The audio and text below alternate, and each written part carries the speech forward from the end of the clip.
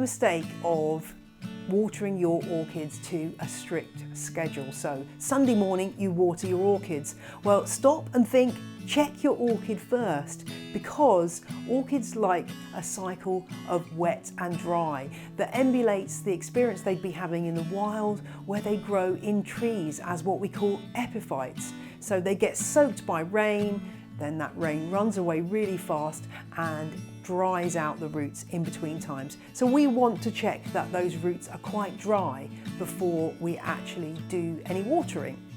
And the way to check that is by having a look at these lovely thick chunky roots. They're covered with a substance called velamin, and when they're silvery, that's indicating that the roots need more moisture.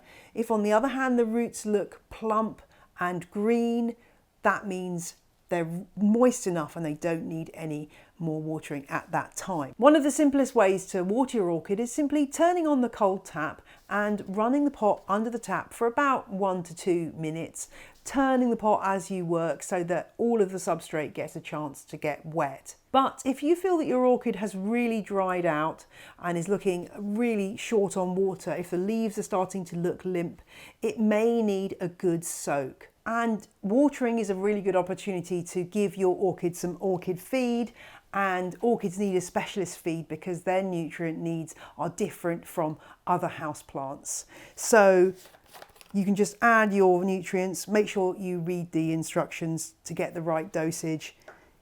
I'm going to add this to the water and give it a good stir. And then we'll be ready to pour the water in onto the substrate. So try to get the water onto the substrate rather than allowing it to hit the crown of the plant, because if you gather water in this area at the top, it can rot the plant. It's fine for the water to be flowing through into your container because you want the plant to have a chance to soak up some of that water, and it will do if it's really dry.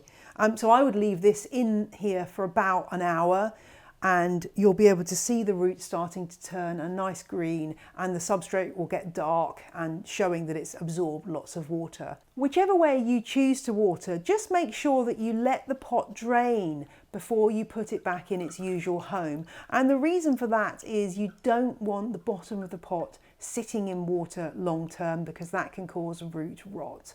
So I'm just going to tip the pot. That allows extra water to run away.